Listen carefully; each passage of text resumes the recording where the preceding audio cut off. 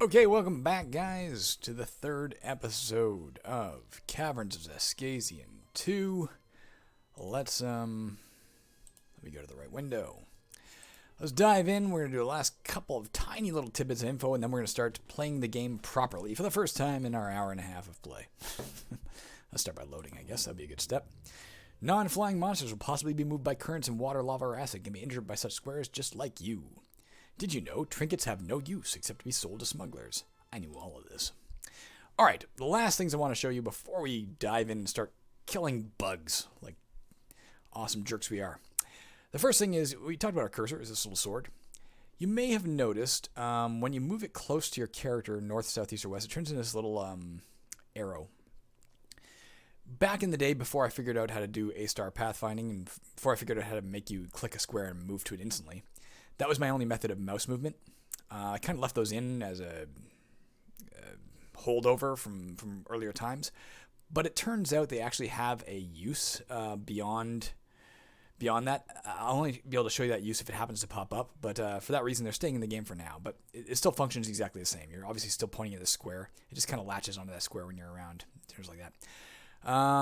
Also, if you put it directly on you, it turns into this little tiny blue circle. That's just so your character isn't covered up by a mouse. But I actually recommend you park it there when you're not using it. When you're not specifically trying to look at something, put it on yourself. For one thing, it gets the mouse out of the way. It makes the game look prettier. As you move around, it will move with you.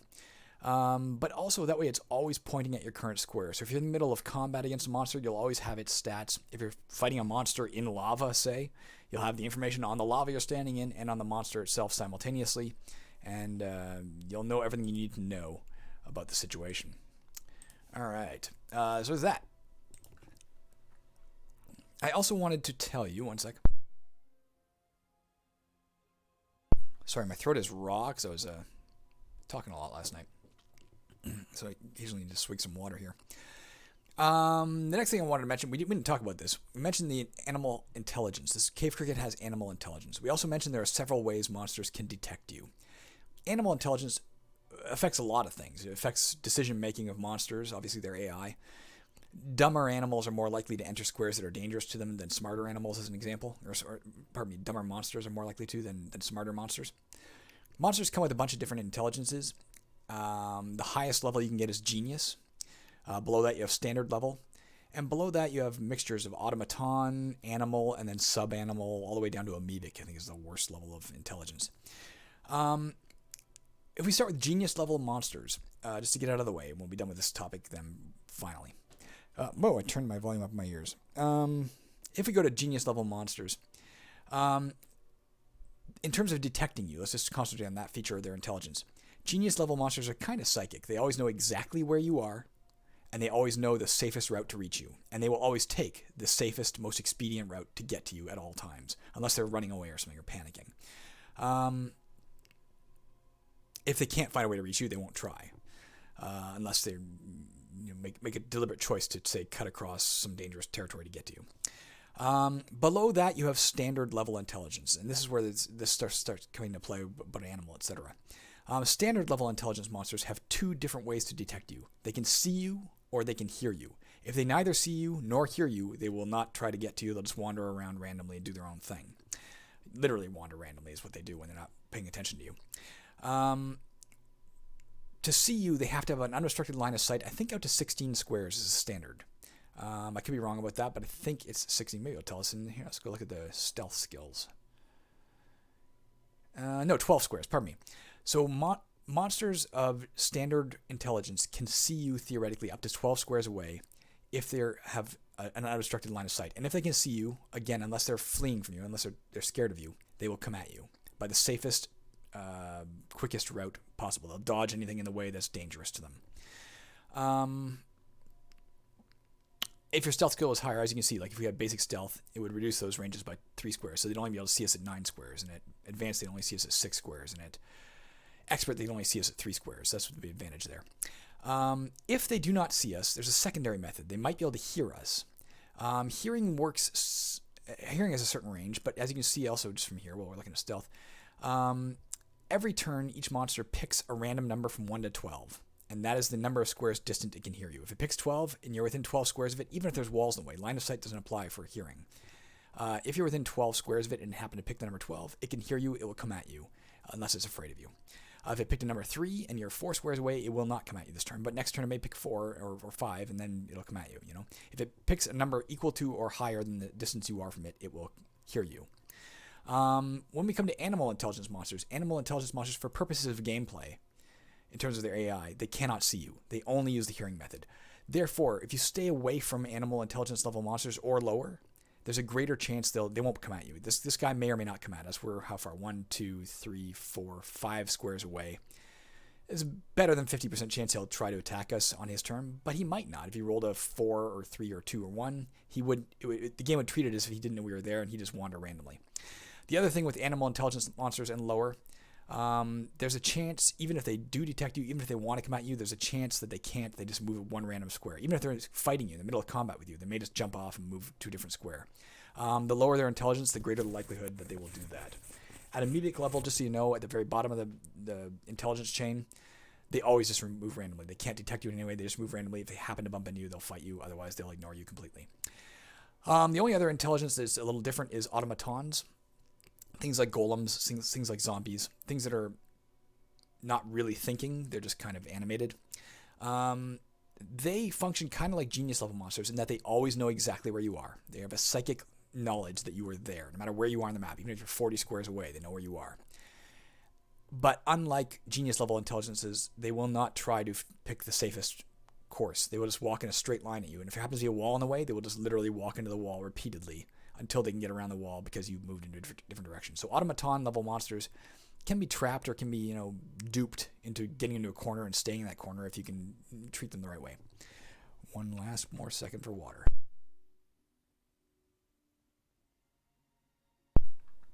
All right. That was all I really had to tell you there. The last thing we're going to do before we dive back into this is 2 things. We're going to go into here. We're going to put our sound effect volume back up to 3. I'm going to turn up the volume in the thing to a level I know is pretty safe, right about here. You should be able to hear music and monsters now. And let's start playing the game properly. Okay, how do we move? You can use the number pad. Pressing 5 will pass your turn. 8 moves up, 2 moves down, 6 moves right, 4 moves left. You cannot move on diagonals. 7, 9, 3, and 1 will not move you diagonally. You can't move diagonally, nor can monsters. You may occasionally see a monster that appears to move diagonally. That's not the case. It just happened to get 2 moves. It would move, say, here, here, and it'll look like it moved diagonally. But nobody can move diagonally. You can only move in the 4 cardinal directions. I may one day change that. I don't know. The problem is the map generator currently assumes you're going to be moving only cardinal directions. So it's not just a matter of saying, can I allow you to move diagonally? I would have to fundamentally change the way it organizes maps. And it'd be a lot of work. So I don't know if I'm going to... And be a lot of work for something I may not want in the game, as it turns out. So for now, I'm not going to do it. All right. So for now, I'm going to use a keypad. I'm just going to wander over to that towards that cave cricket, and barring anything else appearing, we're going to fight it. If we see anything else en route, anything else comes into play, we're going to stop to figure out what that is, so we have a mutual understanding of what's going on in the game. So I'm going to move towards it. There we go. You see it coming towards me. It is faster than me. I'm just going to pass my turn and let it come on me, probably. There, it came on me. You might have seen that little 6 that scrolled above our head. That was the 6 damage you did to it. You can also see it down here in the combat results. You hit the cave cricket for 6 points of damage. Cave cricket misses. It's dead. I just want to check my OBS Studios to see if any of that is cut off the screen. No, I'm going to shrink it a tiny bit. Just a tiny bit. You might be missing just a little bit of info like that. There, now you have too much info, but whatever. I'll fix that later. Okay. Let's go back into this game. Let's shrink this. So we killed it. You can see a corpse there. Now, I mentioned the reason you might want to turn your text prompts down. We have to press, you can see down here it says OK or any key. We can either click this button to dismiss this, or you can press literally any key. It doesn't matter what, and that goes away. It doesn't count as our turn. You saw we get 10 experience points. It scrolled up there. You can also see our experience now is 10 out of 300. We're 1/30th of the way up a level. Incidentally, every character, class, and race, all of them need the same experience. When we hit 300, we'll level up, but at every level up, the amount of experience you need to gain for the next level increases by 10%. So we'll spend the 300 it took to get to the next level, and then we'll need 330 more to get to the next one, and then whatever, 363 or something to get to the next one after that. Next, I'm going to suggest we move over and grab this gold. Why not? Let's keep using the number pad for now. You can see here it gives us a prompt. Pick up the gold, yes or no. We can either click it down here. Let's do that. Or we can press Y or enter. You find 21 gold pieces. You can't carry it all. So it randomly picked 1 out of 10, added the 20 for our scavenging. We got the 20. We now have 20 out of 20 gold. This bar is filled. There's no point in picking up more gold. Let's use the mouse to move around. I'm gonna click here. Boom, we move over here. I'm gonna try and pick up these papers, see what they are. All I gotta do is step on them. It was a treasure map. You found a treasure map, but your cartography skill is too low to understand it. The number of treasures revealed is largely determined by your cartography skill.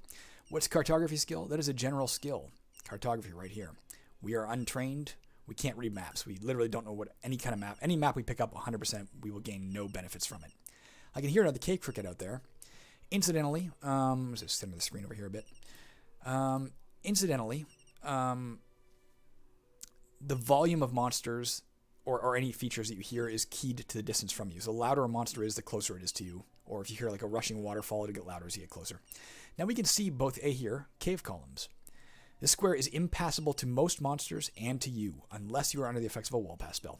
If you lose the ability to enter a cave column square while in a cave column square, you will be impaled and die. We can, however, see through it, and way over here I can see a bit of flickering light. That's why we can see this. We can see something else over here. It's just floor and wall. But that's because there's a light source of some sort casting light here. That's seeing that in action. If we look at our map, it should show us that too. Yep. That's the stuff we can see over here. That's our brass column. There's something we can see down here. A door. You can barely see it. I'm playing in my small window, so it's hard for me to see. This square is passable to you and most monsters, though some will be blocked by it, like the cave cricket, if you recall, cannot go through doors. There is a 1% chance any door may be trapped. Gotta watch out for that. There's a standing torch up there. Let's just go up. Let's explore this top part. What is this? Stalactites. This square is impassable to most flying monsters and to you if you're flying. The opposite of stalagmites, which you haven't seen yet. Stalagmites can only be passed over if you're flying. Stalactites can only be passed through if you're not flying. We're not flying. We could walk right through it. Not that we care, but we could. There's another cave cricket. Let's kill it. I can also hear a cultist. Yeah, we missed it. It missed us. It moved off us with its animal intelligence. Find it. Yeah, 5 damage is dead. We now have 20 experience. I don't know if I want to press this brass lantern. I don't want to fight that cultist, though. Or not brass lantern, brass gong. I'm going to try ringing it. As you can see, it's yes or enter. The reason I made Y or enter to do stuff like this is in case you're using just the number pad. My number pad is separate, so I can keep it in my left hand, and it's easy for me to use. So let's press enter. I'm going to use it. It summons a monster. A satyr appears. Unfortunately, it's not a friendly monster, so we're fighting it. Alright. Oh no, it's summoned. Okay, it is. Summoned satyr. You can see in its info panel there, it says summoned. And it has the word summon underneath it on the map. What does that mean? 1 second. First of all, we're pointing our cursor at it because it's in our square. So we get all of its standard information. Its attack value is 35 as contrasted with the 10 attack value of the cave cricket. So it has a base 35% chance to hit things. Its defense is 5, so monsters have 5, or myself if I was fighting it, 5% chance less to hit it than normal. Its intelligence is standard. It can see and hear things. It does 1 to 3 physical damage if it hits. It has average speed. That is slower than you instantly. Fast is faster. Average and lower is slower than you, but not by a lot. It has 7 hit points, 7 health. It is worth 50 experience points if we kill it, but we can't kill it because it's on our team. We summoned it. It has no resistances. It has a 10% chance of causing confusion on hit. When it hits something, it might confuse them. Things that are confused are temporarily going to wander around randomly. Its monster type out of the 9 types is aberration. If we were fighting it, we'd have a 26% chance to hit for 1 to 6 damage, plus 6% to 1 to 2 extra bonus strength damage. It would have a 35% chance to hit us for 1 to 3, but it's not going to fight us because it's summoned. What is this thing? Occultist, likewise, attack 35, defense 10. Standard intelligence, does 1 to 3 damage, average speed. Health is 5 out of 5, it's worth 50 experience. It has no resistances, but it has a 50% chance of draining 1 to 4 intelligence when it hits. So if it hits us, our intelligence will drop by 1 to 4 points permanently. 50% chance it would do that. That's why I don't want to fight it. Incidentally, if it hits a monster, it can drain its intelligence too, but since intelligence for monsters works differently, it just lowers it to the next level. Its monster type is dual. It is both a diabolic and a person. If we had bonuses against diabolics and against persons, we get both those bonuses. If we had penalties against them, or if we were hated by diabolics and hated by persons, it would have plus 40 to hit us, as an example. We're not hated by either in this case. So our odds are 21% chance to hit for the standard damage. Its odds are 35% chance to hit for 1 to 3. I'm going to try and back off and hope my satyr kills it, or at least confuses it. I'm just wander away here.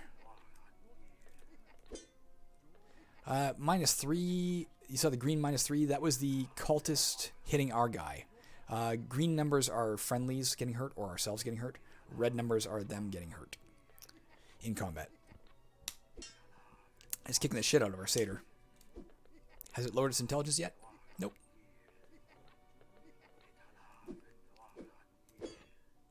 There it lowered its intelligence, but it also killed it simultaneously, so it didn't really matter. Did we hurt it in any way? You see here, we pointed this, cave cricket corpse, summoned satyr corpse. Cultist is not even hurt, didn't hurt it at all. Incidentally, you can see this is silenced gong now. The square has no further effect. What was the other thing I wanted to tell you? Oh, summoned. There are two different states of friendly characters, besides NPC, I guess, which are just always friendly. Summoned monsters, as you see, we brought it into play, it fought for us. We cannot hurt it in any way. We can't choose to kill the summoned monster. If, on the other hand, you charm a monster already exists, and you turn it friendly. If you step in the same square, you will have the option of betraying it. If you betray it, it turns it instantly back to an enemy monster, and you can fight it normally. You can't do that with summoned monsters. To prevent the abuse of, a character or player deliberately summoning monsters solely for the purpose of killing them for experience. It would make some characters too powerful. What do we got here? Kobold. Attack 10, defense 0. Intelligence standard is slow, much slower than us. Moves like 1/3 our speed, something like that. 3 health. 10 experience points value. Its resistance is none. Goblinoid is its type. It has cowardice. Monsters can sometimes choose to run away from you. If they sometimes just find you scary, they'll just take off and run for a while. Monsters with cowardice are more likely to do so. It's not running right now. If it was, it would have an exclamation point on it. A little yellow exclamation point. What's this guy? This is a jewelry merchant. Entering the jewelry merchant square allows you to look at and possibly buy a piece of jewelry from the jewelry merchant's stock. Jewelry merchants, can be eaten by monsters. If any monster enters its square, it will kill the jewelry monster. Most of them won't deliberately seek out the jewelry monster to kill, but if they coincidentally enter its square, they'll kill it. And some monsters will deliberately hunt NPCs. We can find more gold here, but we can't carry anymore, so that'd be dumb. What is this? Object. This square may provide you a better weapon or armor, a trinket, a potion, or a mundane or magic item, or it might be a booby trap. Object squares can each only be activated once. Here we see incidentally stalagmites, cave columns, and we've seen stalactites prior. That's a wall, another object. What is this? Temple. This square automatically translates your treasure to experience at a rate of 1 experience per 1 gold worth. Agnostic characters can also trade their faith in the same way. That's one of the abilities of agnostics. Since they can still gain faith, they usually gain less of it than a normal character who worships a god would, but they can gain it. But they have nothing to spend it on, because they can't get miracles. But if they go to a temple square and step on it, their faith gets translated to experience at a 1-to-1 ratio. It's one of their advantages. Let's go pick up this object.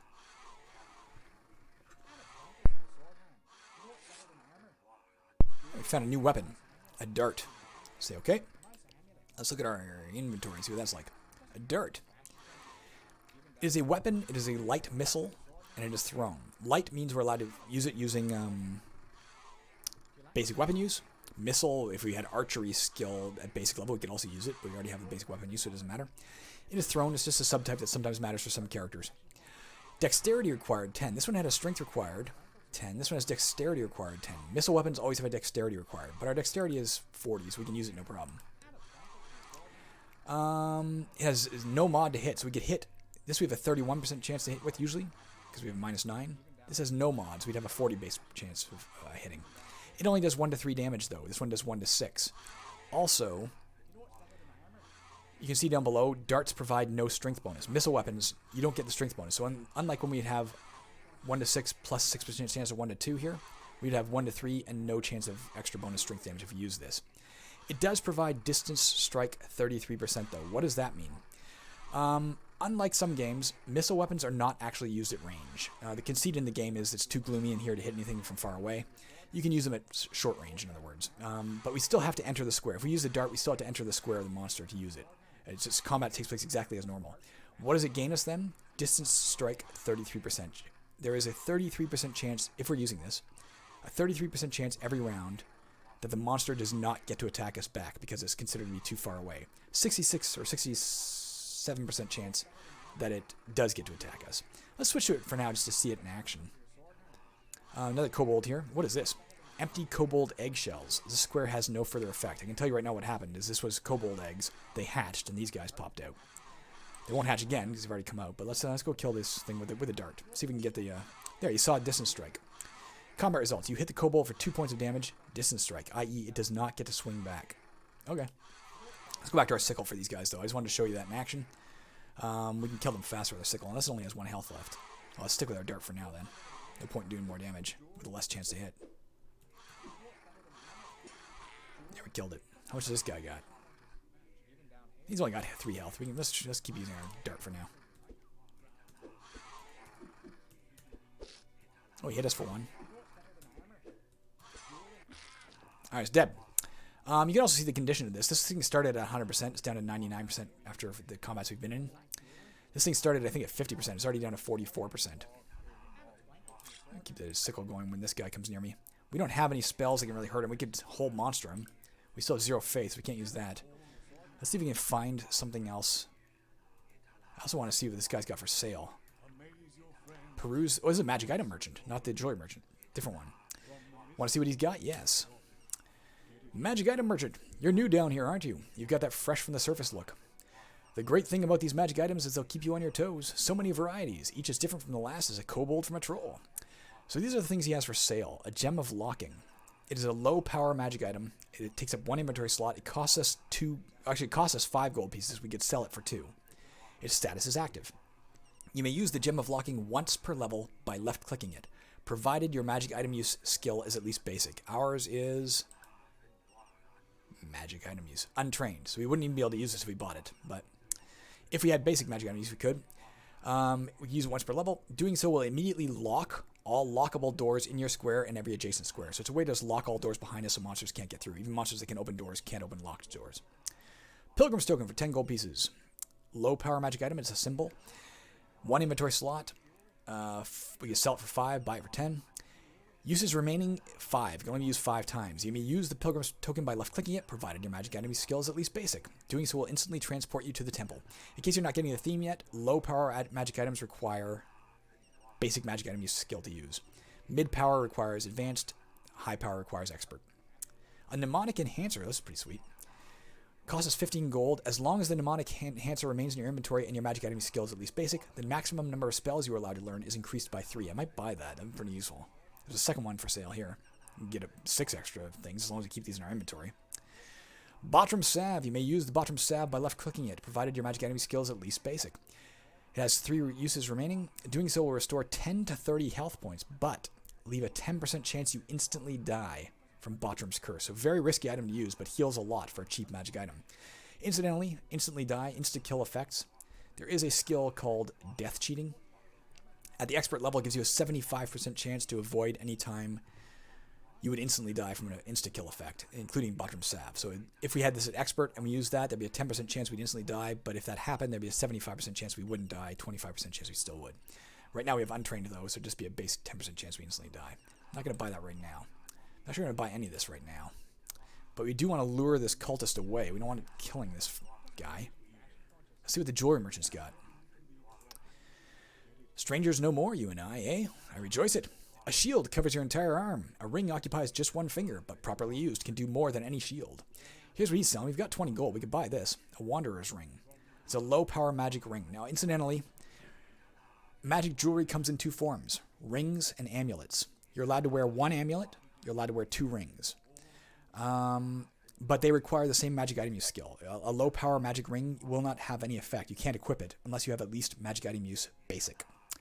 But if we did buy this and we have magic item use basic and we were wearing it, we would gain 3 times the dungeon level experience per map exit. I.e. when we left this level, if we had this on, we'd gain 3 experience points. When we left level 2, we'd gain 6. When we left level 3, we'd gain 9. It gives you free experience for leaving a level every time you leave. Disease opposed ring for 20. Would give us a 25% chance to resist disease. It gives us 25% disease resistance. That is a chance, anytime we were to catch a disease, there'd be a 25% chance we wouldn't catch it. And on top of that, when you have disease resistance, if you have a disease, every time you enter a new map, there's a slim chance the disease leaves your system. It's very slim. Might be completely nothing with no disease resistance. That's a warrior skill. Untrained disease resistance has no effect, yeah. If we had basic, it would be a 5% chance when we left a map that we'd lose any disease we have. A Rifting Ring, a low-power magic ring, a 15% chance any new map contains a vortex. A vortex is in a square that if you enter will teleport you to a new random map, possibly one level lower, just like stairs, possibly one level up, like a ladder, possibly side to side, i.e. the same dungeon level, possibly special levels that are pre-generated, or mines, or layers, or all kinds of special levels. It provides an exit to special type areas. A de-escalating ring of armor ability. It would cost us 40 gold pieces. We can't afford it. If we had it, every time we hit an enemy, its attack value would permanently be lowered by 5 if we were wearing it. It would also allow us to equip light armor, which we can already do with our basic armor use. Spell Retaining Ring. A 25% chance to avoid spell erasure. There are ways you can have spells erased from your spell book. If that happened and we were wearing this, it would be a 25% chance we wouldn't lose the spell. Of these, I'm kind of partial to the Disease Opposed Ring, but I'm not going to buy it yet. Now, I wouldn't mind grabbing one of these items. I don't want to lure him over here, though. So let's go up. I'm afraid he'll bump into the jewelry merchant and kill it before we have a chance to get it. Ooh, we found a Grisly Pitchfork. Let's take a look at that. That is a pitchfork with an enchantment on it. It is a light pole arm. It requires 10 strength, which we have. It gives us +6 to hit instead of -9 +6, or 15-point difference there. It does only 1 to 3 damage, but we would do strength damage as well if we are 6% chance. It takes up 1 inventory slot. It's in 75% good condition. And every time we kill a monster, we regain +4 health. We heal 4 health. Let's use that. I still don't want to face that cultist if I can avoid it, but I will if I have to. Let's step on the square and get rid of our 20 gold. Temple, you donate your treasure. 20 gold pieces worth of treasure earns you 20 experience. We're now up to 60 experience. Let's get this gold. Found 29, can only carry 20. We found uncooked beef. What is that? It's a mundane item. It is food meat. We really don't want this because remember, Duralis will get angry if we eat meat. She's a vegetarian. She wants us to be a vegetarian. It is small. We can sell it for 5. You may cook the uncooked beef once by left-clicking it, but you may only do so while standing on a cooking fire. This will transform it to a cooked version with results based on your cooking skill. Eating cooked beef will restore your health. So if we were in a cooking fire with this, we could left-click it. It would turn it into cooked beef. How good we cook it would be based on our cooking skill. We are currently untrained. We would create charred beef.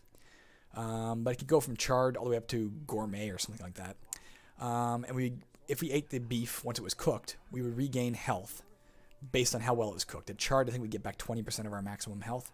At gourmet, or whatever the top level is, well prepared or something, we would gain back 100% of our health.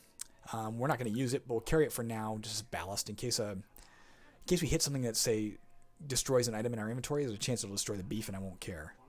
We'll drop it if we need to carry another item, though. Let's pick up this. You find an unknown potion. You may use the unknown potion once by left-clicking it. Doing so will have an unknown effect. Increasing your alchemy skill may help identify this potion and its effects. Now, most potions are beneficial, but some are befouled. If you drink a befouled potion, you're going to suffer some sort of effect. So we're not going to drink it right now. We will carry it for now. We know for sure it's not a curative potion. We know it's not a health potion. We know it's not a curative potion. We know it's not a restoration potion. How do we know that? Everybody can identify health potions, so we know it's not that. And we have basic alchemy, which allows us to identify simple potions like curative and restorative. I don't remember what other ones. So we know it's not a simple potion. It's at least an advanced level potion or an expert level potion. All right. Let's go frack. He's still on our way, eh? I mean, I may have to face him someday. I have a slightly better chance to hit him than he has to hit me, but I don't want him damaging my intelligence.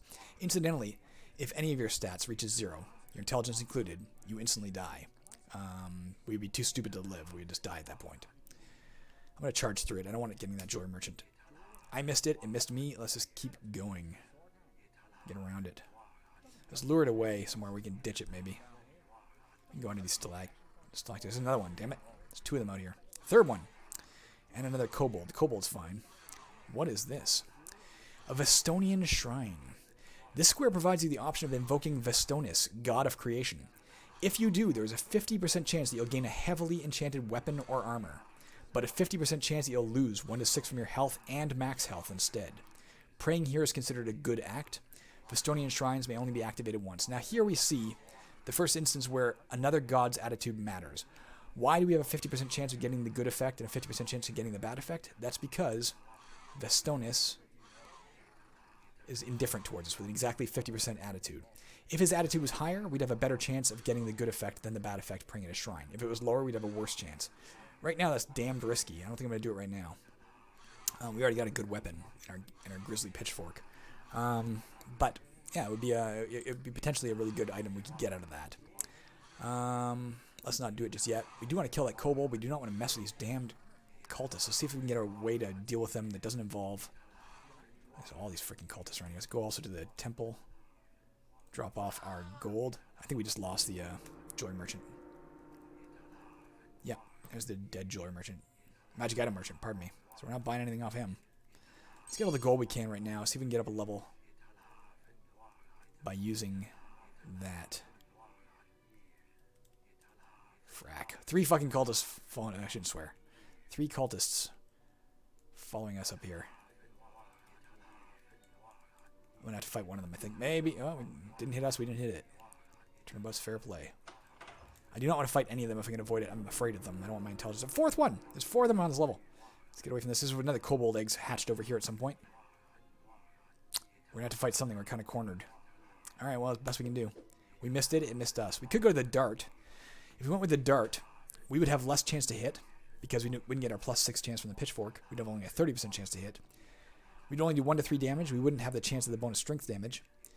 But there would be a 33% chance it wouldn't get to attack us at all. Which would be good because we don't want it attacking us. Maybe we'll we hit it for 3. It hit us for 3. And it drained 2 intelligence permanently. We're down to 18 intelligence. Darn it. It didn't drain us at least. Oh, frack. Got 1 intelligence. Oh, they're getting close to dead anyway. Oh, shit. We don't have anything to give this thing. Getting close enough to dead that we might consider killing these things soon. Down to 14 intelligence, man. We suffered. We found a throwing knife. Another new weapon. Let's look at that. The throwing knife. It's a light missile weapon. It's thrown. It's a knife. Dexterity required is 20. We have 40. It has 0 hit mod. Does 1 to 4 damage. Distance strike 33% chance. No strength bonus. So it's just a better version of the dart. Dart is 1 to 3. This is 1 to 4. This required 10 dexterity. This required 20. We can use it though. Let's switch to it. And when we face those cultists again, we'll have less chance of them hurting us. What is all this stuff, by the way? Just so you know. Empty space with luminescent mushrooms. The mushrooms illuminate everything up to 1 square distance, just like the standing torch, but only 1 square. It is passable to you and all monsters. Non-flying monsters, or you, unless you are flying, entering the square, have a 50% chance of trampling the mushrooms, which would turn it into it would no longer give off light. Oh, we almost killed it. It's only got 1 health left. And we killed it. That one. It drained 3 intelligence, darn it.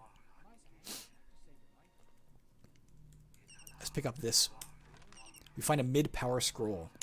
No knowing what it does, unless we got this. Runic lore. A mage skill to advanced level. Without that, we don't know what it does. I might just use it and hope it summons something to fight for me. I'm going to use it right now and see what happens. Entanglement, no target. Entanglement, without a target, the scroll fizzles away. It had to be in the same square. It would have functioned the same as the Entangling Vines Prayer of Duralis. It would have permanently immobilized the monster in my square. Darn it. Oh, we killed that one. It drained 4 more intelligence, man. We are getting desperate in our intelligence here. Down to 7. We could die that way if we're not careful. We obviously can't cast any spells anymore either. We can kill this guy, no problem. We have a 40% chance to hit him for 1 to 4 damage. Distance strike. We have 210. Hell, we trampled the mushrooms there. Not off to a great start here, guys. Found 20 gold. What is all this stuff? Empty space with fluorescent crystal. Illuminates everything up to 3 squares distant. Passable to you and all monsters. Gold, we know that. An unpredictable machine. This square gives you the option of activating the machine. Once, with random results. It would, 1, gain 1 to 10 times the dungeon level in gems, i.e. 1 to 10 gold worth of gems. 2, it would heal 5 to 20 health points. 3, we would gain a random object. Or 4, the machine explodes, causing 5 to 45 damage to you, all surrounding characters, and possibly starting fires up to 1 square distance. We were not going to do that right now because it could kill us. Let's run this gold over to the temple. Or him. Yeah. Let's buy his disease. No, let's buy his rifting ring. Can't use it yet, but let's have it. You see it's in our inventory here. If we try to use it right now, you're not trained to use that. Raise your magic item skill before equipping this ring. Okay. Let's also try the reorganize button. It'll put everything together. Like all our weapons will be grouped instead of being all scattered like this. Not a big deal right now, but it could matter later. Say no to this. And reorganize. Yeah, all our weapons are grouped together, etc. now. Alright, let's go to the temple. Didn't we have, oh, we spent all our gold. Did we? Monster side is a cultist up there. Let's avoid it. I don't want to die. If I do, I'll have to start a new game. Let's kill this kobold, though.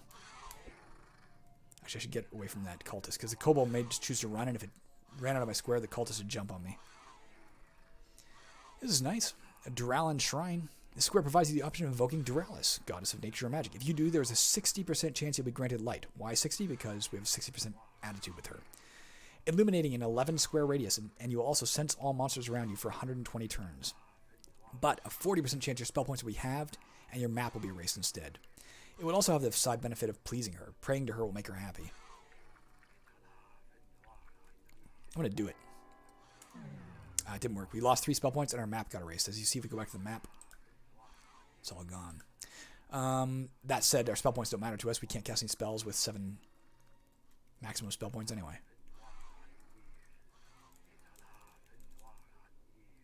Let's get that paper. A low power scroll. I'm going to let it come to me. I'll cast it on it. That's a bad idea. Let's see if it summons anything. Color spray, darn it. Without a target, the scroll fizzles away. I should have cast it in the monster square. Is that gold I saw over there? Almost killed that one. Our distance strike is coming in handy there. 3 times in a row we dodged its attack with the distance strike. Shoot. Alright, we killed it. It didn't drain our intelligence. We should be almost up a level now. When we go up a level, we're unfortunately going to have to pump all of our points into intelligence. And still end up worse than we were to start. What is this? A grave. This square gives you the option of trying to dig up whatever is buried here. This is considered an evil act. Without a shovel, your chance of success is only 10%, though 100% with one. We don't have a shovel. Failure results in physical damage equal to 5% of your max health. Success yields randomly. 1, you find a coffin. 2, you find an adventurer's corpse. Your chance of success is 10%. You can see the red text is doing the calculation for us. We don't have a shovel, so we have 10%. And our damage if we fail will be 2 damage. We'll take 2 physical damage from making our hands bleed by digging physically in the earth. A coffin, and an adventurer's corpse, both of which could be things we could try to loot, although there's dangers associated with both of those. We've seen now evil act and good act. Our goddess, particularly Duralis, doesn't care. She's neutral. She doesn't care if we do good or evil. It makes no difference. Some gods like it when you do good acts. Some gods like it when you do evil acts. Some gods hate it when you do good or evil acts. So doing those will affect their attitudes. If your personal god was a good god, you want to do good acts to please it. For us, it doesn't make a difference in that regard, though.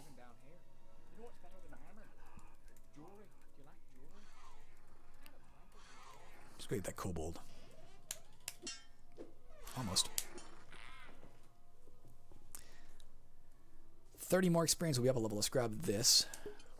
A tiny health potion. What does that do for us? We're almost out of inventory spots. Let's reorganize, get our potions grouped together. You may use the tiny health potion once by left-clicking it. Doing so will restore 3 to 15 health. There's a small chance this potion is befouled and will be harmful if used.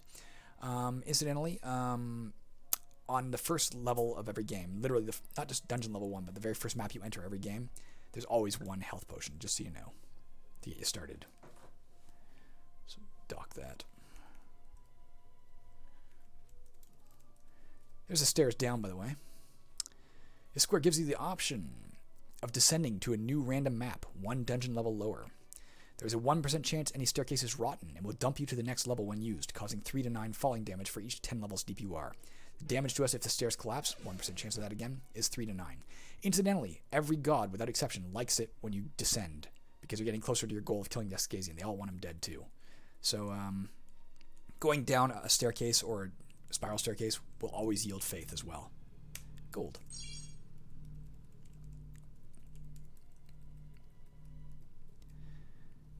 We didn't look at this, did we? Magic Arch. This square has a random effect the first time you enter. 1. Teleporting. You will teleport to a random square. 2. Recharging. Your spell points will recharge to their max value. That wouldn't help us. Teleporting wouldn't help us. Spell draining. Your spell points drop to 0. It wouldn't really hurt us, to be honest. So far, there'd be no reason to go in here. 4 healing, you're fully healed. That'd be nice. Although we're almost up a level, we'll be fully, well, no, we'll be half healed because we're a druid when we go up a level. 5 cursed, you take 3 to 15 electrical damage. That would suck. 6 blessed, you gain 1 to 10 attribute points. That'd be great. We could pump that all back into intelligence. 7 experience draining, your experience points drop to 0. We do not want to do this right now. 8 ordinary, nothing happens. I don't want to risk having my experience drop to 0. There are incidentally skills. Willpower gives a chance to avoid experience and spell point drain simultaneously. Self-awareness gives a chance to avoid stat drain, so our intelligence might not drop if we had higher self-awareness and that guy was hitting us. That scared me. That's a corpse, but that's the real one, so let's get away from it. It's unhurt so far, too. It would put us up a level if we killed it. That'd be nice. But we can get up a level just by putting in... Let's put in the next bit of gold. That'll put us up a level, leave us with 10 experience points extra. Oh, fuck. Never mind. There we got that guy. Anyway, leveled up. I didn't see him coming. You gain 2 dexterity. Because we're Dogman, remember. Our dexterity went from 40 to 42. You gain 2 max health. Instead of 40, we now have 42 max health as well. Half of our health is restored. We're now at 32 instead of, I think it was 27. We gained 10 attribute points. I know where I'm putting those. And we gained 1 skill point. Let's put all 10 attribute points and say okay. Oh, we also gained something else. What else we gain? A new racial perk, Claws. While unarmed or wielding a single one-handed weapon with no shield, this perk adds 0 to 1 damage to whatever you do in combat. Let's take a look at that in 1 second. First, let's put... How do you put attribute points in? You click on the red plus button you want. Clicking it once, 1 less attribute point here, 1 more intelligence point. 1 less attribute point, 1 more intelligence point. I'm just going to hold it down, put it all in here. Back to 17 intelligence. Could be worse. Could be better. Let's look at our perk list now. You can see we now have a racial perk. Racial perks are perks associated with a character's race. Usually your own character's race, though there are rare ways to gain access to perks associated with other races. In this case, we got Claws. A racial perk, while unarmed, we saw that, would do an extra 0 to 1 damage. So now if we look at our base damage, instead of doing 1 to 4, we do 1 to 5. We do an extra potential 1 point of damage. Not extra for sure, but an extra potential 1. So 1 to 5 instead of 1 to 4. Still don't have any chance of doing bonus strength damage because we're using a missile weapon. Yeah, and the reason we get that is because we are either if we're unarmed or if we're using a single one-handed weapon with no shield, i.e. if we have a shield in our hand, we can't use our claws. But because we don't have a shield in our left hand we're clawing with, our right hand we are throwing the knife. We do have some experience to lose here, but let's try this anyway. The electrical effect will not kill us if it happens. If we lose experience, we only lose 40, and gaining 1 to 10 extra attribute points could really help us. Or if we use 10 attribute points, what is it? 1 to 10 extra. We could really pump that into intelligence and be happy. Experience draining arch. We lost our 40 experience. We're back down to 0. We need 330, by the way, now to get to character level 3. Let's pick up the gold. Run it over to the temple. Let's pick up these papers. Summon Vermin Spellbook. We don't need that. If we tried to learn this, you can see what this says. It's a mundane item. It's a book. It's small. Left click to learn the contained spell, destroying the spellbook. The contained spell is Summon Vermin. Low power summoning, 30 spell points, blah, blah, blah. Why won't it help us? We already know that spell. Can't cast it, but we know it. Let's try learning it anyway, just so you can see it. You already know that spell. Okay. Anything else we want on this map? It could be over here.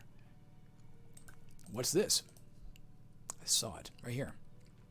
A gold-veined wall. Entering the square will have your character try to mine the gold from the wall, with a chance based on your mining skill. Our mining skill is, you guessed it, untrained. Somewhere in here. There we go. We have no mining skill. Success will safely remove the wall and leave 1 to 10 times the dungeon level worth of gold, i.e. it would leave a gold square, which we could pick up and gain our scavenging ability. Failure will result in a cave-in, erasing your map, causing 3 to 9 damage for every 10 levels deep you are, and burying the gold in rubble. Mining skill can also mitigate the effects of any cave-in. Our chance of successfully mining it is 25% chance. If we did fail, there'd be a 100% chance we would take 3 to 9 damage and our map would be erased. Incidentally, if it ever lists damage and doesn't list a type, i.e. like electrical when we looked at that archway, the type is physical. Unless it specifies otherwise, the type is physical. There is a warrior skill, by the way, called Physical Resistance, which can lower the damage you take from physical sources.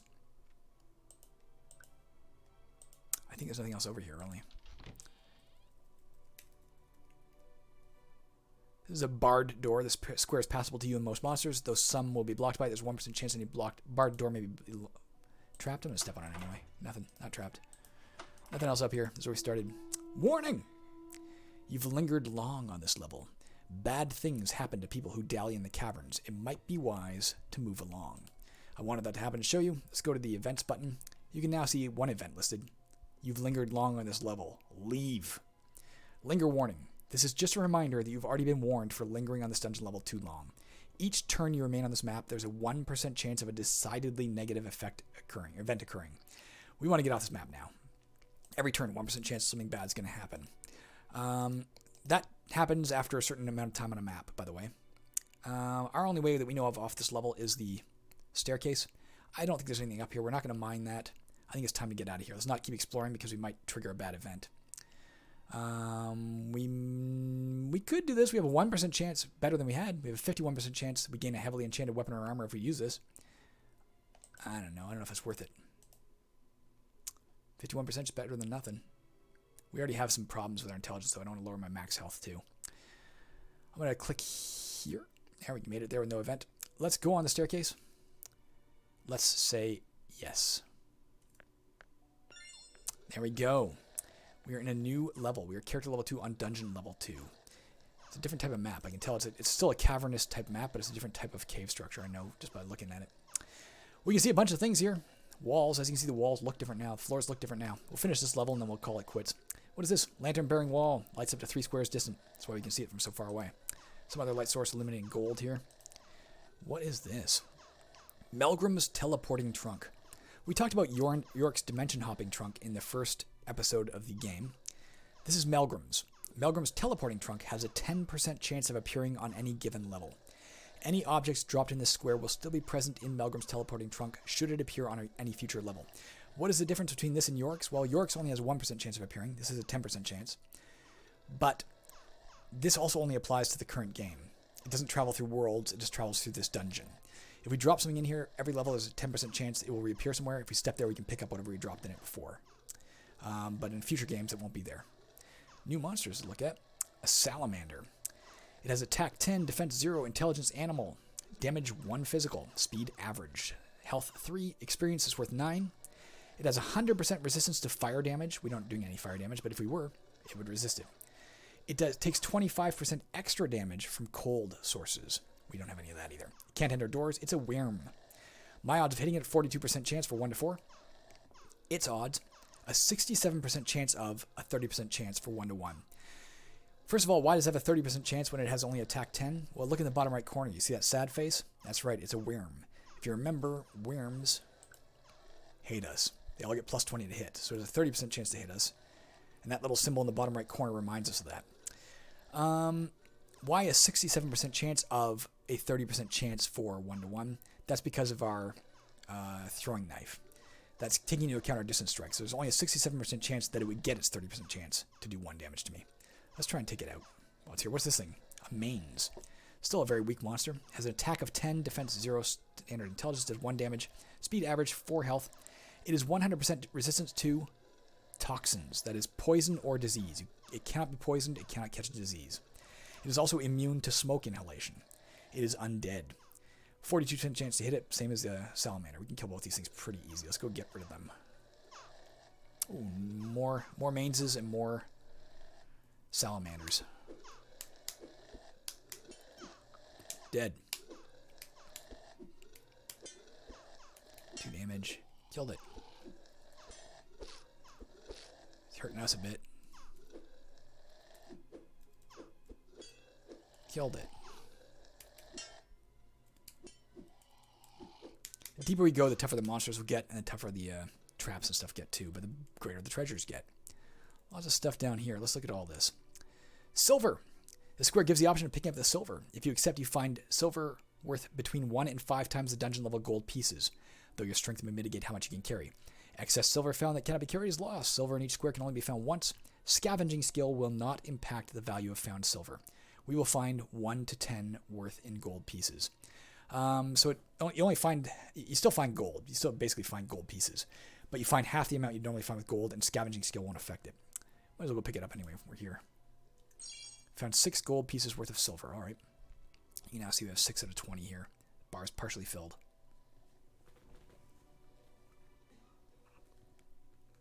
Let's step on this square. Item. Mundane item, we found a carrot, but there's no room in your inventory. So it drops. I want to show you. That little icon there means there's something dropped in the square. And because we have...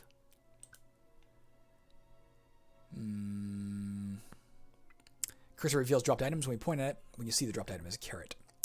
Listed in white, corpses are listed in red. Let's drop something, like the spellbook for summon vermin, which we're never going to use. No. Like the uncooked beef, which we're really never going to use. And let's pick up the carrot instead. What does this carrot do for us? Whoops. Carrot. Let's reorganize. Carrot. It's a mundane item. It is food. It is fruit or vegetable. There is no hunger clock in this. You don't need to eat. Eating just usually gives you benefits. It is small. It is worth 6 gold pieces. You may eat the carrot once by left-clicking it. It will heal 4% to 16% of your max health and restore 10% to 30% of your max spell points. If we ate it, we would gain 1 to 6 health. We would get back 1 to 5 spell points. We're not going to eat it yet because we don't need any spell points back yet. But also remember, Duralis likes it when we eat fruits, nuts, seeds, and vegetables. So eating that will give us 61% of 5 faith. If we can get our faith up higher, she'll also that will also raise her attitude towards us, by the way, by 1%. What is this beside us? Empty shelves. The square is impassable to you. Most monsters, while under the effects of a wall pass spell you may enter. It has no other effect. It's just shelves that have nothing on them. An explosive trap kit. We're not going to pick that up, but let's see what it is. It is a mundane item. Trap kit. Size small. Chance to set 50%. Uses remaining 6.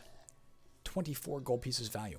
You may attempt to set the explosive trap by left-clicking it. If you are in an empty, unoccupied space, there is a chance you will trigger it based on your trap setting skill. Ours is untrained.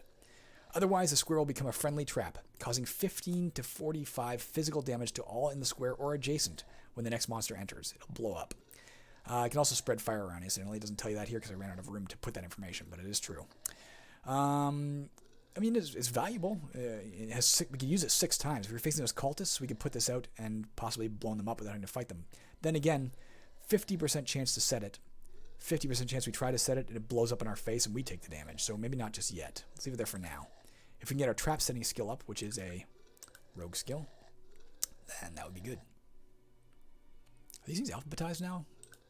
Nice. I didn't realize I took the time to alphabetize them at some point. That's good. Good. Didn't know that. They used to be just randomly ordered.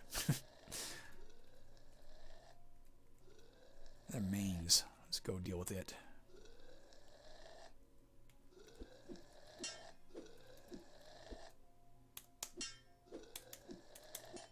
Dead.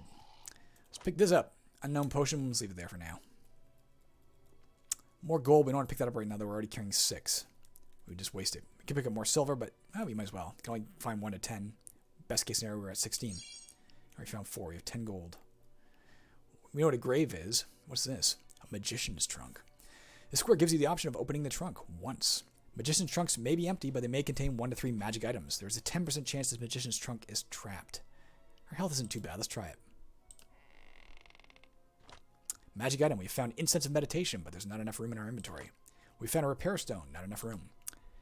Let's look at the dropped items. You see there's still a little square there. Incidentally, on the map, let's just put OK for a minute while I'm thinking of this. On the map, bodies show up as little corpses, little crosses. Dropped items show up as little X's. Let's pass our turn to get the option to pick stuff up again. Yes. What does it do? You can see the little symbol for magic item. Incense of meditation, low power magic item, religious item. You can use it twice. As long as the incense remains in your inventory and your magic item skill is at least basic, you are automatically successful when praying at any shrine or altar, though each such prayer will lower its remaining uses by 1. That's pretty freaking useful. Repair stone. Low power magic item, size small. As long as the repair stone remains in your inventory and your magic item skill is at least basic. 1 second, I need water. I'm parched. Your weapons and armor may be repaired to a condition level 20% higher than normal. If we had this in our inventory, we could repair, in theory, if you had the ability to repair. Instead of getting us to 100%, we can get it to 120%. Not as useful for us. We may come back for that instance. We'll see. Not right now. Well, let's drop the spell book. Worth 15 gold pieces to sell. Let's pick up the Incense of Meditation. Left-clicking things here. Let's drop off our gold. I hear something out there. What is that? Oh, it's a rabid badger. We will not fight it because of our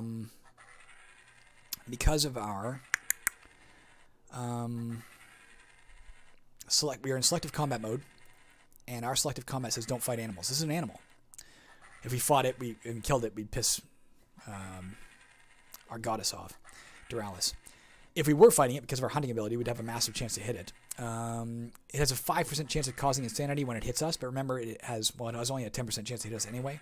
But on top of that, we have 200 defense. But remember, nothing can have less than a 10% chance to hit, so it has a 10% chance to hit.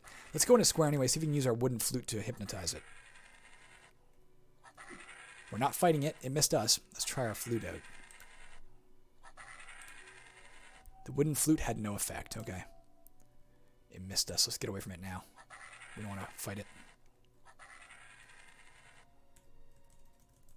This type of map uses cellular automata to design its maps. What is this?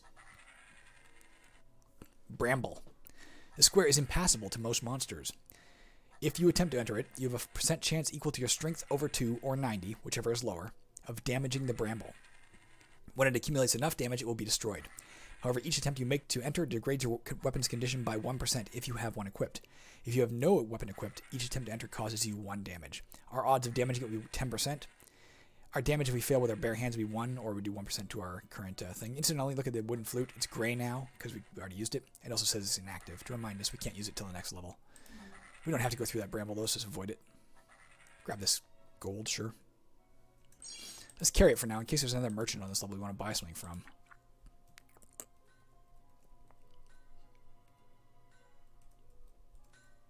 Ah. A forge.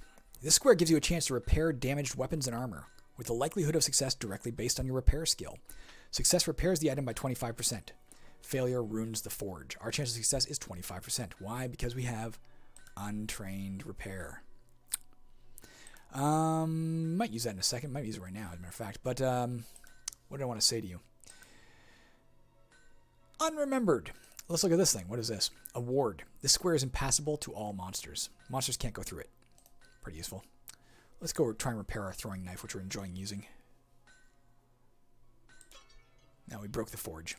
Can't use it anymore. It's now a ruined forge. No further effect. Again, go see if there's anything else up here that we want to...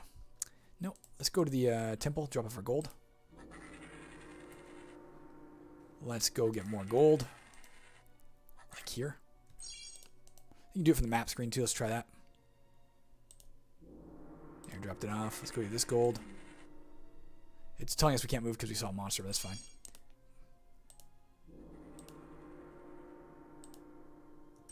$6 gold worth of silver. Let's start picking up items now. Another tiny health potion. That could be useful. Let's drop our... let's just eat our carrot. Got 3 faith points, 4 health back, 0 spell points. And let's pick up the tiny health potion. Let's reorganize, get our potions together. Let's go pick this up. A Wicker Shield. That's useful. Let's drop... We don't need this many weapons. We have 4 freaking weapons. Let's drop the dart. And pick up the Wicker Shield. Reorganize. Wicker Shield requires 10 strength. Gives us 3 defense points. All monsters would have a 3% chance less to hit us. It's 90% condition. Let's equip that. Unfortunately, though, if we're using that, we don't gain our claws benefit, do we? Let's look at our thing. Yeah, we're only doing 1 to 4 damage now, whereas if we take it off, 1 to 5 damage. I don't know. Let's leave it off for now. We'll carry it in case we need it. Let's go to the stairs. I think we're out of here. There's nothing else for us to do. If you had a spell that has a long-lasting effect, like water walking, I would advise you cast it before you leave the level, because that way you're getting all your spell points back as soon as you get to the next level anyway. Unfortunately, it costs 20 spell points. We've only got 17. We can't do anything. We also can't spend our skill points yet. We have 1 that we gained for getting up a level, but remember, all of our skills cost 2. Although next level we'll gain 2 skill points. We'll actually have 3. 1 extra to spend. We gain 2 because we gain 2 skill points every other level as a druid. Alright, let's go down. There's an event right off the bat. Event. Test of Reflexes. The guild is watching. Each booby trap you spring, disarm, or detect on this level will earn you 5% of the experience you need to achieve the next level. The guild and rail often trains its initiates by having them walk down a corridor studded with traps. Larry Sly Step and Elven Rogue. That's a quote from him. It's just a bit of flavor text.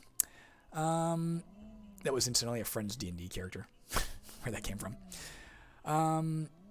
So we actually want to find some booby traps in this level. Now there is skills you can gain that will allow you to disarm booby traps. That would be disarming. There are tools you can use to detect them. We don't have any of that right now, but we'll gain 5% of 330 every time we step on a booby trap in any fashion. What is this? An open pit. Entering this square leaves a % chance equal to your strength over 2 or 90, whichever is lower, of leaping safely across. You don't have to be that quiet, baby. Alright, shut the door. My wife just tiptoed in the room and gently placed a bag down, so you didn't hear her. I gave her away, though. Strength over 2 or 90, whichever is lower, of leaping safely across. So if we went here, we'd have a 10% chance of getting from here to here without falling in the pit. Otherwise, we fall and take damage equal to the dungeon level times 1.5. Once in, you have a chance equal to your dexterity over 2 or 90, whichever is less of leaving again. Non-flying monsters suffer similar risks, though most will be hesitant to enter. Our odds of leaping across are 10%. If we fail, we will fall in that pit and take 4 damage, falling damage. Odds of climbing out would be 21%. Every time we tried to climb out, if we fail, we wouldn't fall. We'd just be stuck in the pit until we've passed it. What is this? Golden Throne. Oh, that's freaking nice. This square provides you the option of sitting once, with 1 of 3 outcomes if you do. 1. It's ordinary. Nothing happens. 2. It is a royal throne. We would gain experience equal to 300 times the dungeon level, i.e. we would gain 900 experience. That would shoot us up a couple of levels. Or it's cursed. We would lose 2 to 20 from our strength, dexterity, intelligence, or max health. If we lost 17, 18, 19, or 20 from our intelligence when we did that, we would lose the game. So we're not going to do it just yet. But I will advise it's too good of an opportunity to pass up. I'm going to take it soon. Not yet. What is this? A Fakan. Attack 20, blah, blah, blah, blah, blah. It is a giant type / goblinoid. It is a dual type monster again. Has 8 health. It's worth 32 experience for killing it. Its speed is slow. We can get away from it easy. Our odds of hitting it are 72%. Why are they so high? Because we do have basic Titanology. Plus 30 to hit all giant types. Its odds are 67% chance of 20% chance of 1 to 2. Let's kill it. Dead. We gained 32 experience out of that. Let's get this one too. I'll talk to you about the other one in a minute. That one is also dead. What is this? It's a Fakan, but it has a special red swirling thing beneath it. What does that mean? It means it is a hero-type monster. Its name is Neshk Metal Gloom. It is a Fakan champion. Hero-type monsters. Every monster has 7 different unique monsters accrued to it. There are 3 champions, 2 heroes, and 1 legend. Each of them literally is unique. If you kill it in the game, you won't encounter that exact monster again. In this case, you can see its special ability as a hero. It has 12 out of 12 health. So it has higher health than normal. We can tell that if you look down the low, it still can enter stalagmites and pits freely, just like the cave cricket could. Still a giant type goblinoid. It has higher health than other Fakans. It will drop an item if we kill it, and our odds are still high of killing us. Let's take it down. 2 damage, distance strike. Missed, distance strike. 5 damage, distance strike. 2 damage, distance strike. 4 damage, it's dead. It dropped a bronze torque, but our inventory is full. We'll look at that in a minute. We don't have time right now. We gotta worry about these things. What are these? A shrouded rotter and a shrouded rotter. They are undead. This one has 7 health. This one has 6. Each of them, when they hit us, well, first of all, they have a resistance of 25% physical and 100% toxin. Again, they cannot be poisoned. They cannot be diseased. And every time we hit it with physical damage, we do 25% less damage than we normally would. It has a 5% chance of causing white rot each time it hits us. What is white rot? It is a disease that treats our maximum health as if it was 1/2 its level. So we would have 21 health if it did that until we get rid of the disease. It's immune to smoke inhalation. We'd have a 27% chance to hit it for 1 to 3. It would have a 67% chance of a 30% chance for 1 to 2. Let's avoid it for the moment. We know that is gold. What is this? Smoke. Smoke cloud. Smoke completely blocks line of sight, even from within it, i.e. you can't see out of it. If we're standing in the smoke, we can't see what's in any other square, period. We also can't see through it to know what's on the other side of this smoke. If there's something inside of it, we can't see what's inside of it. If there's a monster standing in here, we wouldn't know it's there. All monsters are concealed within smoke. Each turn you or any monster finish in smoke leaves a 50% chance of taking damage equal to 5% of your max health, minimum of 1. The smoke inhalation damage. These guys, don't forget, are immune to that damage. Your odds of hitting in combat and the odds of any monster hitting you in combat are cut to 1/2 the normal odds while inside smoke. If we did inhale the smoke, we would take 2 damage. What is this? Lava. Entering causes you fire damage between 1 and the dungeon level times 1.5. You may also be moved in a random direction by the currents, based on your swimming skill. Non-flying monsters in lava will also burn and may be moved by currents. Lava can generate smoke adjacently, that's why the smoke is here. If we entered the square, there'd be a 75% chance that it would push us in a random direction, either to here or here. Only a 25% chance we would stay where we are. And the damage to us from the lava, we'd take 1 to 4 fire damage. There is a skill called Fire Resistance, which could lower damage coming in from fire. Incidentally, fire damage, there's several types of damage that have extra effects. There's a chance we would catch on fire as well. Anytime you take damage from a heat source, you have a % chance of catching on fire equal to the damage you took. In this case, if we took 4 damage, it would be a 4% chance we would catch on fire for, I think, 1 to 4 turns. Is 1 to the number of turns you are damaged in length. While burning, we would take a certain amount of damage every turn from fire. We found a paper hat. Let's pick that up. Let's put on our Wicker Shield so we don't take... We have a slightly less chance of being hit by that guy up there. For the minute, let's drop our rifting ring. Yes. Let's pick up the paper hat. What is it? It is an improvised helmet. Requires 10 strength. It gives us 2 defense. With this, with our shield, we have 5 less chance to hit. So they only have a 25% chance to hit us now. It has 35% chance condition. Improvised helmets require no armor use skill. So even if we had armor use skill 0, untrained, we could still wear this. Improvised helmets cannot have conditions above 50. Improvised helmets cannot be repaired without magic. So we couldn't repair this at our repair station if we are forge if we found one. Let's try and kill this thing while we have the armor on. We miss, we miss. Hit us for 2. Didn't cause the disease, thank God. Distance strike. Damn it. We're not having a good time hitting it. Yeah, we hit it for 2 finally. Another 2. It hit us for 2. We killed it. And distance striked it. Here, we leveled up. We gained 2 more dexterity. Yes, we're at dexterity 44. Gained 2 more max health. We're up to 44 max health. Half of our health is restored. Normally it'd be full, but because we're a druid, we only get half. We got 10 attribute points, and we gained 2 skill points. Okay. We also gained a new class perk, Call Insects. Because we're a druid. Once per map, you may left-click this perk to cause the monster in your square to suffer 1 poison damage per turn for the next 1 to 8 turns. Now, it wouldn't work against the Shrouded Rotter. Why? Because of its 100% toxin resistance, it can't take poison damage. All poison damage dealt to it is reduced to 0. On top of that, it also can't be poisoned, which is a status. Let's, though, spend our points. Let's at least put this back to 20. Let's put this up to 27 so we can start picking up more gold. And let's take a look. What do we want to do? Traveling skill would give us 5 more inventory slots. That'd be useful. It's usually my first thing I take. Magic item use would allow us to use that thing we dropped, but then we had to drop it because we didn't have the stuff. So let's take traveling skill. Basic. We now have 15 inventory slots. Let's go pick up our rifting ring. We can't use it, but let's pick it up. Let's organize. Let's kill this as best we can. Hope it doesn't cause the disease. Only a 5% chance when it hits us that it causes it, so odds are we'll get out of here without getting it. Done 4 damage to it. 2 more. There we go, it's dead. Another 50 experience. We need 363 to get up a level. What is that? An adventurer's corpse. The square gives you the option of looting the corpse. If you do, there's a 10% chance of contracting a random disease, and a further 10% chance that the corpse is a level-appropriate undead and attacks. You will find, however, either nothing or 1 to 3 objects of unknown nature.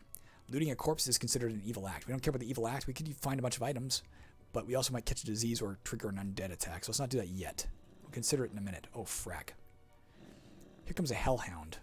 This could be trouble. Well, maybe not. 1 second here. 1 moment. Alright. The good news is, it is a diabolic / animal. And the bad news is, if we kill it, Famorius is going to get mad. On the other hand, it is fast, i.e. faster than we are. If we don't kill it, it's literally just going to chase us along, biting us and setting us on fire with its hellish breath repeatedly until we die. So we're going to have to kill it. So the very first thing we're going to do is switch this to fight. That way another way to do this, we could go into here and put animals, go ahead and fight, but then we might forget to put it back. So let's just put this to fight. We fight everything we meet.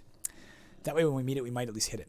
Now we do have an extra 30% chance to hit it because we have hunting skill basic. It leaves us with a 64% chance to hit it for 1 to 4 damage. It has a 67% chance of a 10% chance for 1 to 5 to hit us. Why only 10% when it has an attack of 50? Because as a druid we gain plus 200 defense versus all animals. This is a diabolic animal. So we are going to piss our god off, but we're going to have to do it. It also has 100% resistance to fire, and it does 1 to 2 points of fire damage after each round of combat. So every time we're done a round of combat, whether it hits me or not, I take 1 to 2 points of damage from fire from its breath. It can't enter doors. There's that at least. Let's start moving up here. We did 3 damage to it. It did 1 damage fire. Let's just go ahead and fight it because we do have a good chance of killing it. It did 2 points from his fire. We both missed. It did 2 points from his fire. We killed it. We lost 15 faith points, but we did gain 50 experience. Let's put this back to selectively fight now. Sorry, frack. Here comes a hero version. Flame Snout, a Hellhound champion. It has 14 out of 14 health. This one also has higher health than others of its kind. Some champions have higher attacks, some have higher defense, some have higher health. It will drop an item if we kill it.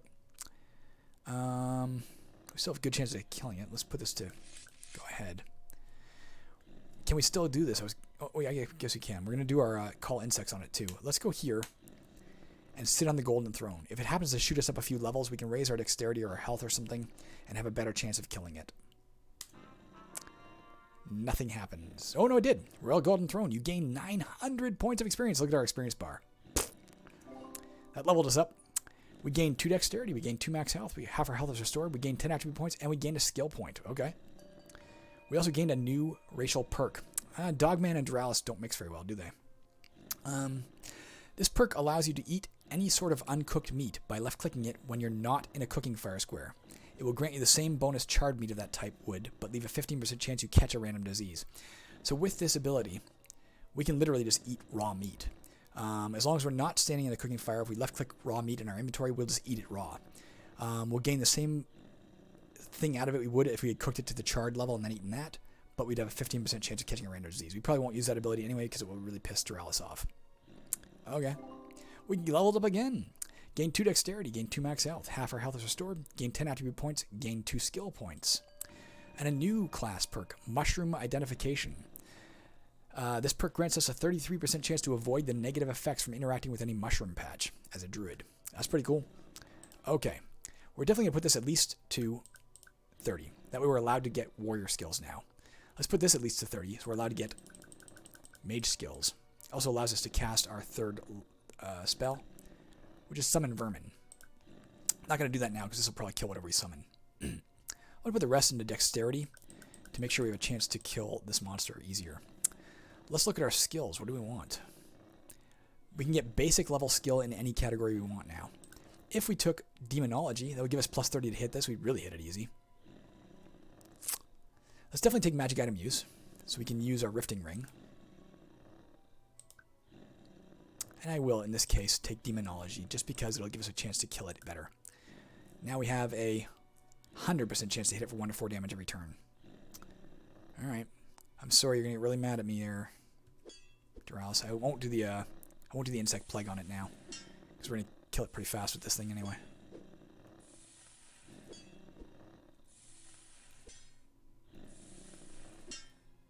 Taking it down fast is certainly hurting us, though. There, it's dead. We found a map, but we can't read it. At least basic cartography is required to gain benefits from maps. We need to get our cartography up to basic soon. What do we got over here? Sand. All combat damage dealt to you or any monster fighting in the square is reduced by 1. Because you fall on your butt, you're just landing on sand. It doesn't hurt. Mystery box. This square gives... There's no one here, too. This square gives you the option of purchasing a random object for 5 gold pieces per dungeon level deep you are. There's no predicting what the object will be or its relative value.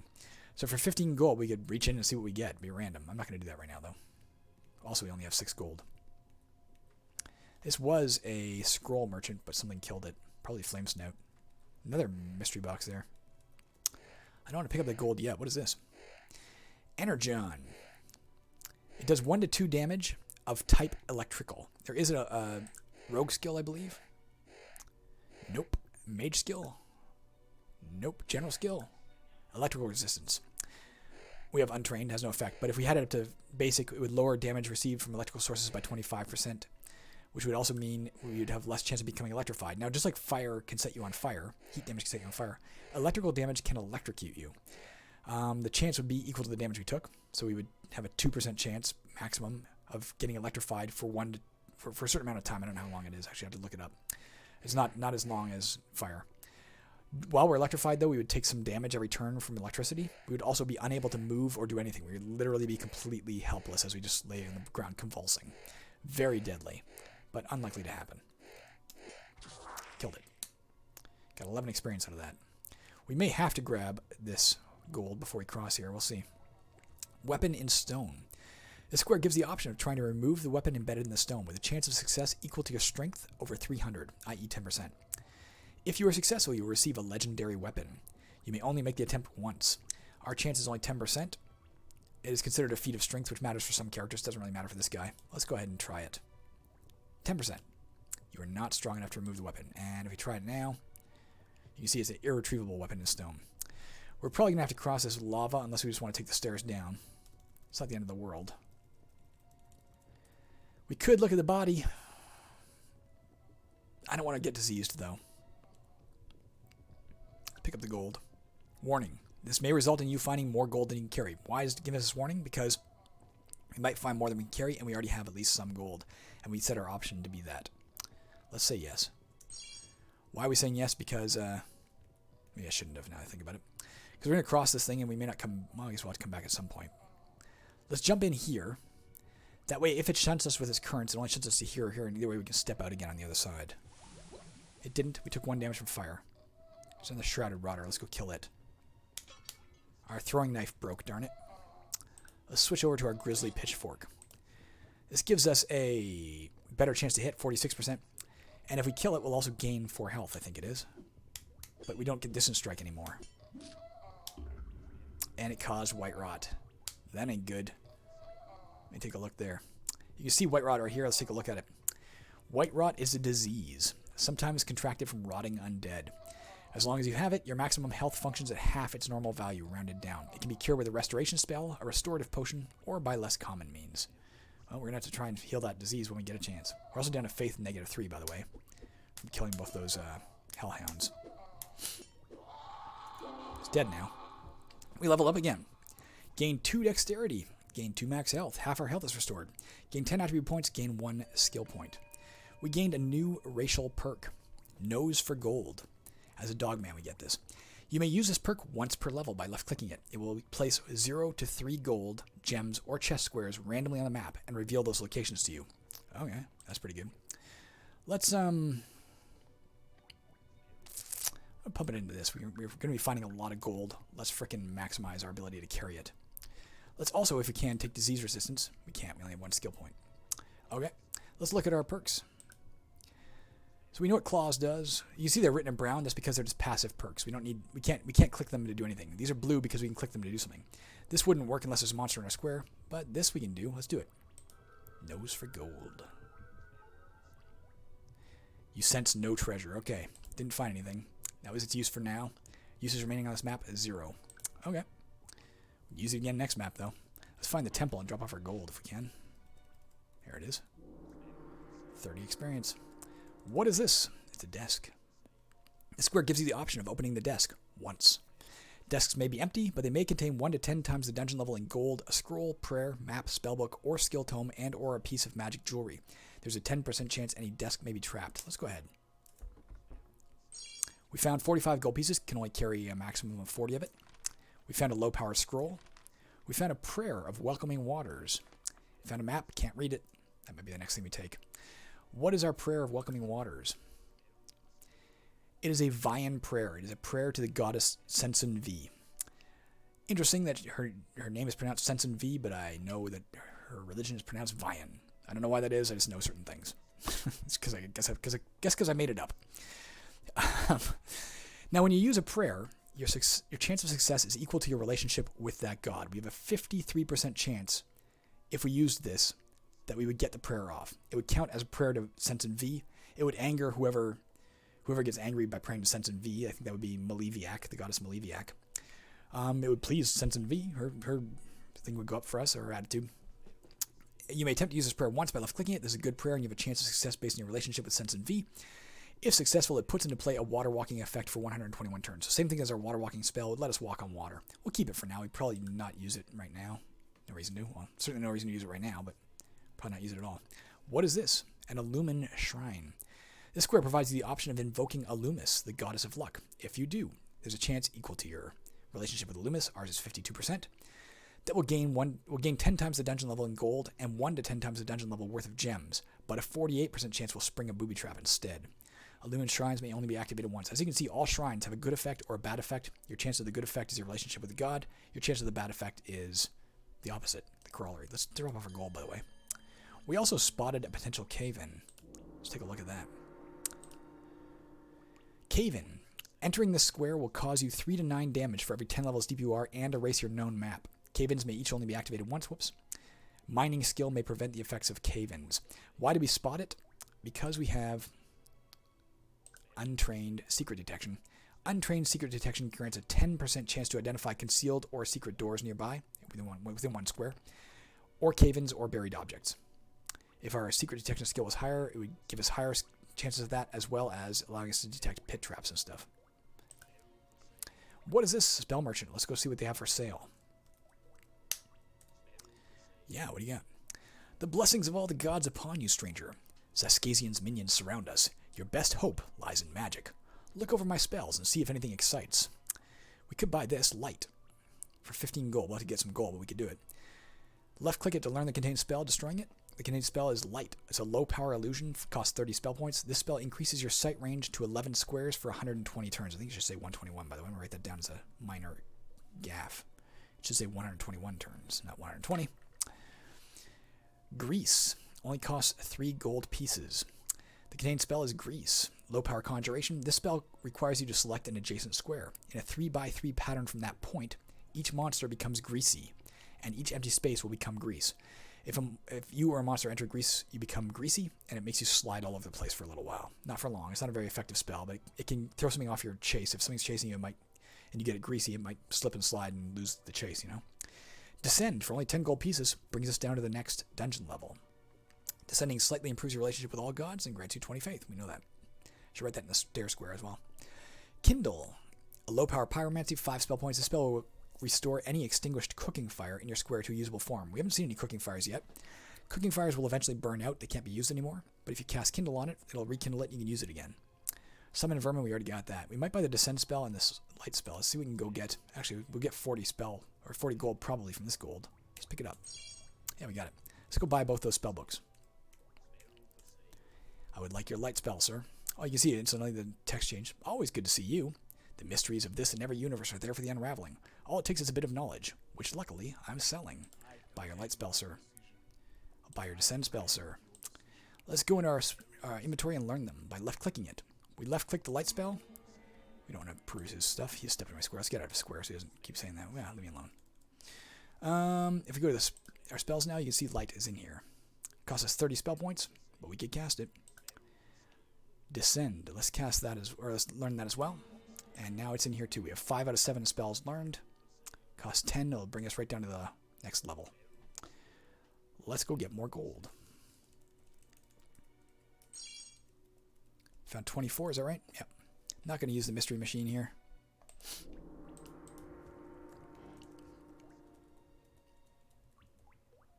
What is this? An idol. This square gives you the option of stealing the idol's eyes. If you do, you gain gems worth 10 times the dungeon level. The value of the gems may be increased with gem cutting skill. If you do steal, there's a 40% chance of springing a booby trap and a 10% chance the idol comes to life as a stone golem. Each idol may only be stolen from once. We would get 30 gold worth of gems there. We're not going to do it yet. There's another one here. A pool. The first time you enter the pool, there's a random effect. 1, it's miraculous. You're cured of all diseases. That'd be good. 2, it's septic. You gain a random disease. That would suck. Occupied. 1 second.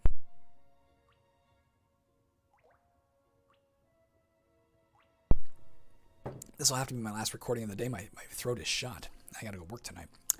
The pool is filled with ooze, which attacks. Blessed. You gain 1 to 10 points of strength, dexterity, or intelligence. Cursed. You lose 1 to 10 points of strength, dexterity, or intelligence. Acidic. Up to 2 of your objects are destroyed. Sunken Treasure. You find a large cache of gold or gems. Undertow. You are swept 1 level down. Healing. You are healed back to your maximum health. Ordinary. Nothing happens. We're not going to step in that yet in case we get swept away. But we probably will before we leave the level. Try and get rid of our disease. Could make things worse, but not yet.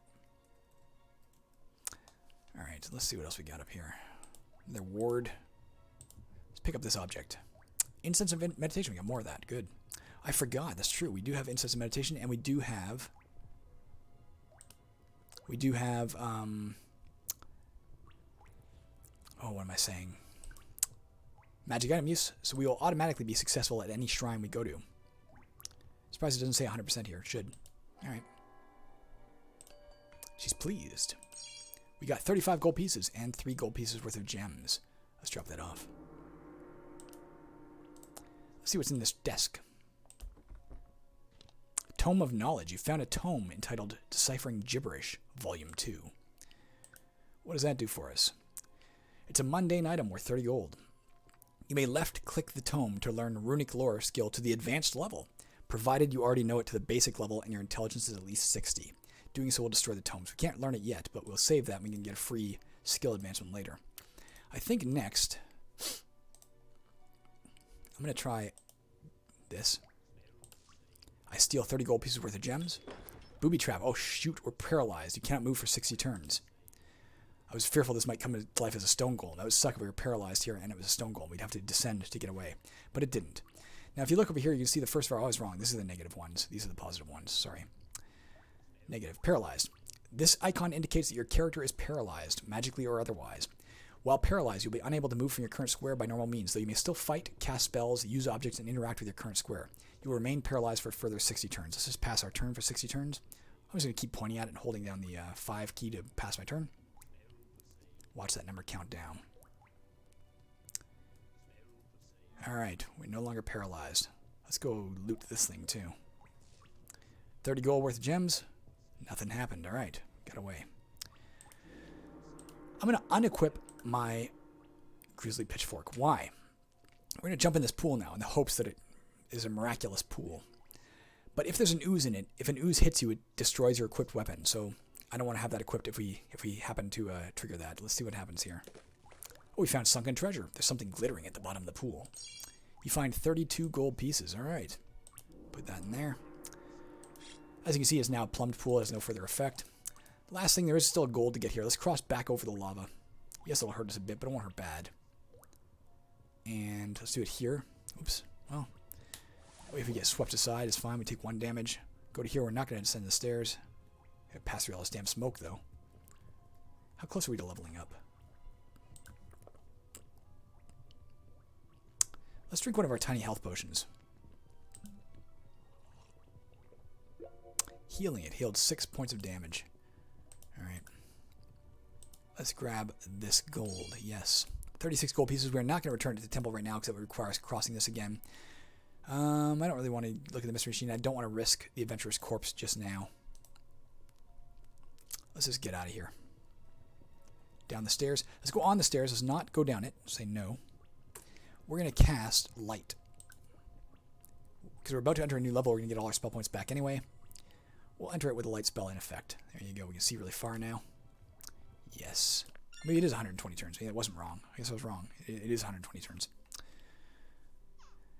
What do we got, guys? We got more Kobold Eggs. This square provides you the option of destroying the eggs. This is considered an evil act. Doing so shifts the goblin attitude towards sworn enemy as much as killing 6 goblinoids, but earns you 30 experience. If not destroyed, these eggs will eventually hatch, producing 1 to 3 kobolds. I don't want to piss off goblinoids that much. Instead, I'll let them hatch and kill each of them, which will shift it, potentially 1 to 3 in the negative direction. But on the other hand, they're not hard to kill. A book cabinet. The square gives you the option of opening the cabinet once. Book cabinets may be empty, but they may contain multiple scrolls, spellbooks, and tomes. There's a 10% chance any book cabinet may be trapped. We also have here a weapon rack. The square gives you the option of searching the rack once. Weapon racks contain 1 to 3 weapons. There is a 10% chance any weapon rack may be trapped. We also see here a windowed wall. The square is the same as any other wall, except you can see through it. You can see through the window. That's all we can see here. There's some sort of light source I can see flickering over here. Fluorescent crystal up here illuminating everything around it. Oh, an altar. The square provides you the option of praying. If you do, there's a 52% chance you'll be healed back to your maximum health, but a 48% chance you'll be struck dead by the gods instead. Praying here is considered a good act. Altars may only be prayed at once. Your chance of success is based on the average of your relationship with all of the gods. Now, if you happen to be agnostic, by the way, that's the one other benefit agnostics get. Praying at altars is 100% successful all the time. Actually, for us, it'd be successful as well because we have instance of meditation. But, yeah, shrines or altars. We'll only use it if we have to. We're already at full health anyway. We have 25 out of 25. It's the best we're going to get. I'm going to call it quits here, guys. We're not going to play anymore for a while because my throat's starting to really bug me. But I hope you're enjoying this. I'll be back in a bit, and probably tomorrow, and I'll continue playing the game. I'll talk to you later. Goodbye. Let's press Q for quit. There we go. Quit. Bye.